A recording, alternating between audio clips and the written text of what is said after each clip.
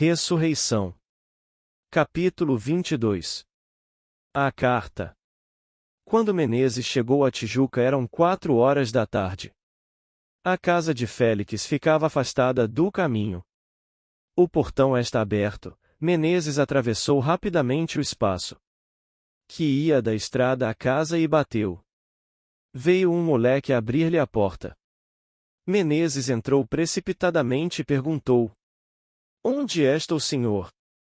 "Senhor não fala a ninguém", respondeu o moleque com a mão na chave como se o convidasse a sair.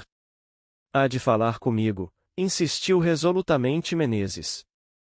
O tom decidido do rapaz abalou o escravo, cujo espírito, costumado à obediência, não sabia quase distingui-la do dever. Seguiram ambos por um corredor, chegaram diante de outra porta, e aí o moleque, antes de abrir, recomendou a Menezes que esperasse fora. Perdida a recomendação, porque, apenas o moleque abriu a porta, Menezes entrou afoutalmente atrás dele. Era um gabinete pequeno com 4 janelas que o enchiam de luz. Perto de uma janela havia uma rede estendida. Sobre a rede via-se um homem negligentemente deitado com um livro nas mãos. Era Félix. Félix levantou a cabeça, deu com os olhos em Menezes, e empalideceu. Menezes não dera um passo mais. Ficaram assim alguns segundos a olhar um para o outro. Enfim, médico disse ao escravo que se retirasse, e os dois ficaram sós. O silêncio prolongou-se ainda mais. Da parte de Félix era confusão, da parte de Menezes desapontamento.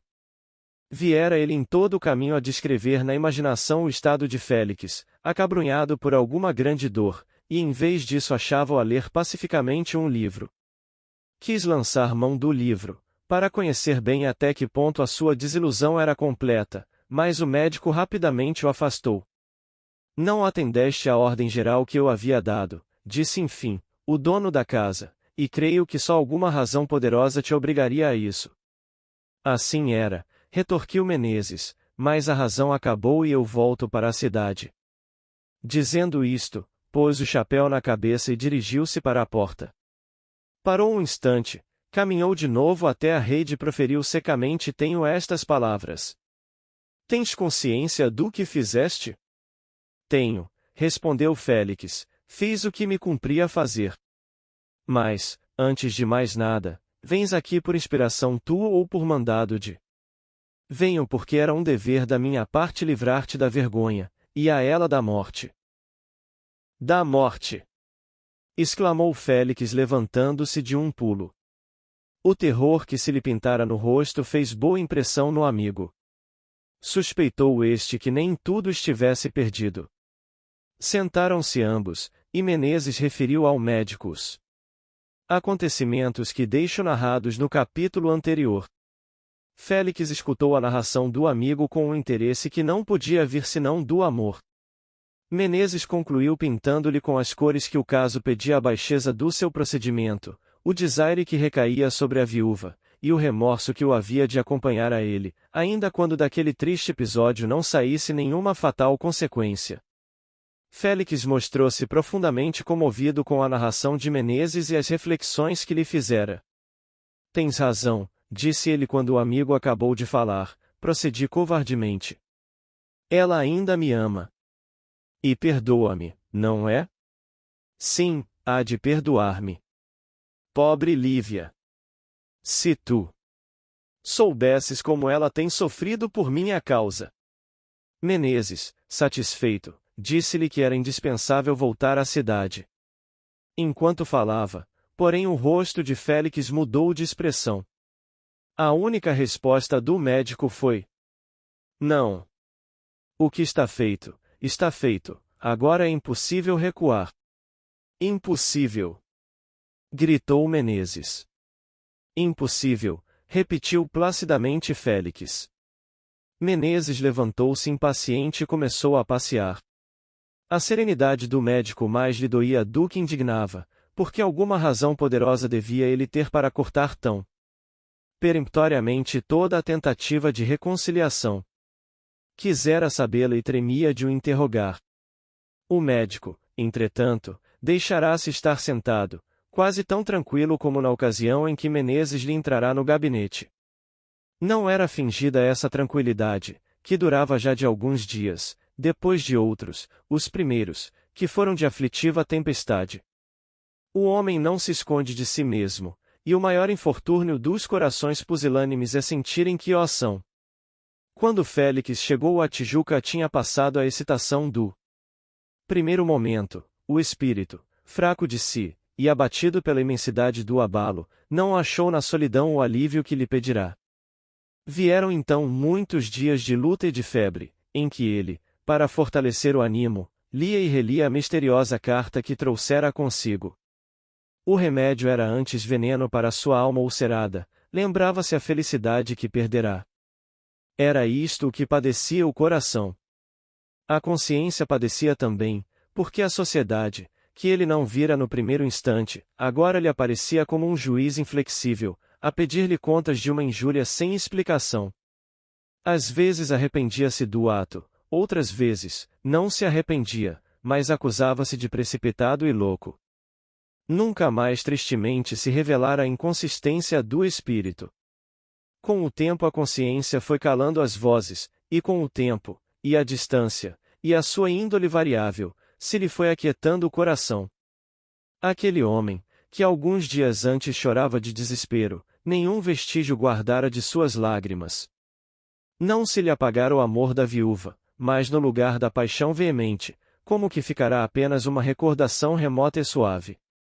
Esta mudança era em parte obra do seu esforço, que buscava no esquecimento um refúgio, mas em grande parte era um efeito natural dele. Tal foi a situação em que o achou Menezes.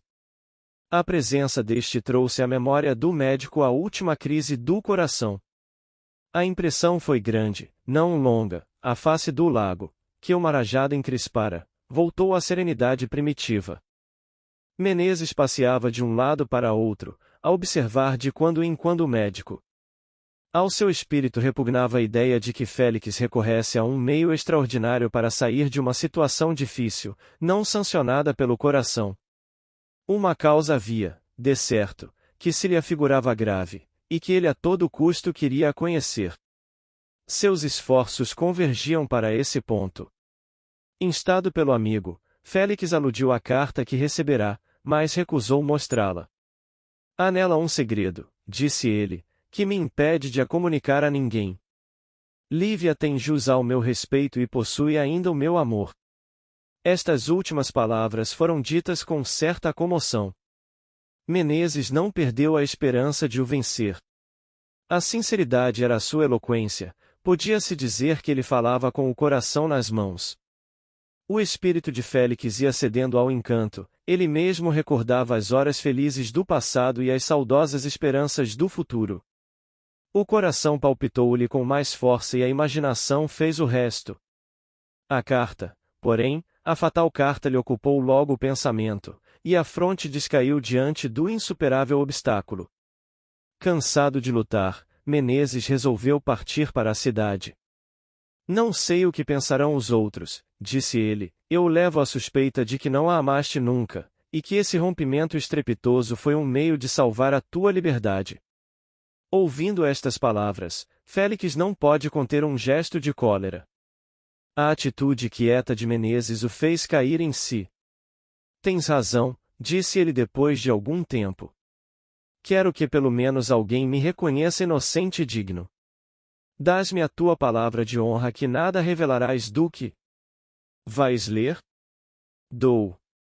Félix foi buscar a carteira, tirou dela a carta, e entregou-a a Menezes. Menezes leu o que se segue. Mísero moço! És amado como era o outro, serás humilhado como ele. No fim de alguns meses terás um sireneu para te ajudar a carregar a cruz, como teve o outro, por cuja razão se foi desta para melhor. Se ainda é tempo, recua. A carta não tinha assinatura. Menezes ficou atônito, mas foi obra de alguns instantes, poucos. Sua índole generosa repelia a ideia de acreditar na revelação que acabava de ler. É impossível, disse ele. Félix ergueu a cabeça, que apertava entre as mãos, e replicou: Essa é a tua convicção, eu quisera que fosse a minha. Mas que testemunho tens tu contra o que aí vês escrito? Não sei, respondeu Menezes com calor, mas e o que me diz o coração? Repugna-me crer que essa pobre senhora. Não, é impossível. Demais, uma carta anônima. Põe o nome que quiseres aí embaixo, não lhe aumentas nem lhe tiras o valor, se a revelação é verdadeira. Quem te diz que é verdadeira? Quem me diz que o não é? A dúvida era já bastante para justificar o que fiz. Não foi só o receio do futuro que me impeliu, foi principalmente a lembrança do passado. A traição dela, se a houve, não deve doer nada ao marido que se foi, mas ao marido que vem. A ideia da perfídia anterior destrói pela base toda a confiança, que é a condição da felicidade. Não sei o que farias tu no meu caso, eu segui o impulso do coração e da razão. Menezes ouvirá atentamente o amigo. Quando ele acabou: Creio-te sincero, disse, e compreendo que sofreste muito. Mas recusarás uma reflexão? Quem escrevia esta carta? Não foi um amigo, de certo. Um amigo, se lhe pesasse o teu ato, viria falar-te cara a cara. Um indiferente também não foi. Resta, pois, um inimigo, teu ou dela. Dela? Ou um interessado, escolhe. Félix refletiu um instante. Inimigo, não sei se os tinha. Interessado. Em que? Ela é rica. Algum pretendente? Não havia nenhum. Menezes não fraqueou na defesa da sua hipótese. Quanto mais atentava na revelação da carta, mais o coração lhe bradava contra ela. Para ele a inocência de Lívia era clara como o sol. Félix sentia-lhe a convicção, e lastimava-se de a não ter, tão viva e tão profunda. A noite caíra de todo. Menezes declarou que só voltaria à cidade no dia seguinte. Félix compreendeu que o amigo não perderá a esperança de o converter, e longe de se irritar agradeceu-lhe a intenção. Era a primeira vez que ele se expandia com alguém a respeito do seu amor, fê-lo com abundância e sinceridade. Não lhe lembrará sequer que Menezes também amara a viúva. Muitas vezes falaram da carta. Menezes perguntou ao médico em que circunstâncias a receberá. Félix referiu a visita de Luís Batista, o objeto dela, a conversa travada entre ambos, até que a carta lhe chegou às mãos. A singularidade da visita de Luís Batista não escapou a Menezes. Visitava-te esse homem? Perguntou ele. Nunca. Eras amigo dele? Havia mais razões para sermos inimigos que outra coisa. Menezes hesitou, não se atrevia a disposar uma suspeita. Mas o espírito do médico era terreno fecundo para ela. Apenas as perguntas de Menezes lhe deitaram o germe, para logo foi lançando raízes e cresceu. Creis então que ele? Aventurou o médico. Não sei, mas, não te parece curiosa toda essa história de gravuras? Félix refletiu algum tempo. Como quando os olhos se vão acostumando à meia luz de um sítio, e começam a distinguir a pouco e pouco os objetos, o espírito do médico entrou a recordar e a examinar todos os incidentes daquela fatal manhã. O que ele a princípio não vira, apareceu-lhe então claro e evidente. O tom ameno e jovial de Luís Batista, a sua estranha verbosidade, o episódio dos amores tão levemente contados a um homem que não era seu natural confidente, tudo isto com a circunstância da humilhação que receberá quando a viúva lhe fechou a sua sala, enfim a má reputação dele, eram indícios de sobejo para não achar natural a visita que lhe fizera. Mas, como deduzir daqui a autoria da carta? Menezes resolveu a dúvida naturalmente. Se não desses crédito à carta, disse ele, o último de quem te lembrarias seria Luís Batista, porque ninguém faz mal a um homem no mesmo instante em que lhe vai pedir um favor. Félix aceitou esta explicação, mas o que acabou de o convencer foi uma circunstância até então deslembrada e agora decisiva. O médico levantou-se rapidamente da cadeira, deu alguns passos na sala e parou em frente de Menezes. É verdade, disse. Foi ele com certeza. Quando eu li a carta fiquei fulminado. Ele aproximou-se de mim, eu pedi-lhe que me deixasse só. Obedeceu, mas um sorriso, que então me pareceu feroz indiferença mas que hoje vejo que era de triunfo, lhe roçou os lábios. Foi ele, ó. Sinto que foi ele. Entendamo-nos, leitor, eu, que te estou contando esta história, posso afirmar-te que a carta era efetivamente de Luís Batista. A convicção, porém, do médico, sincera, de certo, era menos sólida e pausada do que convinha. A alma dele deixava-se ir ao sabor de uma desconfiança nova, que as circunstâncias favoreciam e justificavam. Quando Menezes viu que o maior trabalho estava feito, não teve mais que falar outra vez de Lívia. A placidez do médico desaparecera, todo ele era agora amor e ódio. Arrependimento e vingança. A noite foi mal dormida, e quando a Aurora os convidou a sair do leito, Félix era totalmente outro. Ardia por ir fazer ao pés da viúva plena confissão da sua indignidade. Era o nome que lhe dava, dar-lhe-ia outro, se os acontecimentos o fizessem duvidar outra vez. Apressaram a viagem, Menezes estava alegre com o resultado da missão, lamentou com o médico a fatalidade do caso, mas estava certo de que tudo ia acabar como devia. 1000 ideias cor-de-rosa enchiam o cérebro de Félix, e ambos desceram rapidamente na direção da cidade.